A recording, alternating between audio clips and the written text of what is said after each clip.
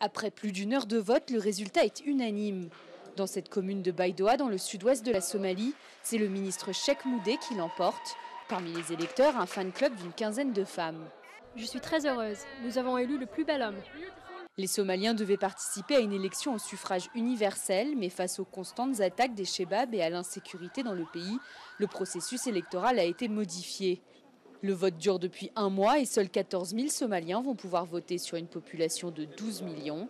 54 sénateurs désignés éliront dans les semaines prochaines le nouveau président. Souvent le vainqueur est négocié à l'avance et le vote quasi cérémoniel.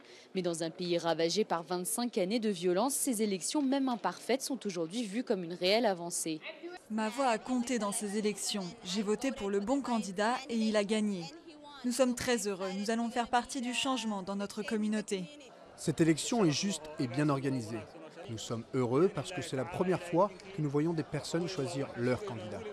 Pour la première fois dans l'histoire du pays, le scrutin se déroule aussi en région et pas seulement dans la capitale Mogadiscio. Aucune violence ni attaque des Chebabs n'a été déplorée, mais les observateurs ont noté de nombreuses irrégularités.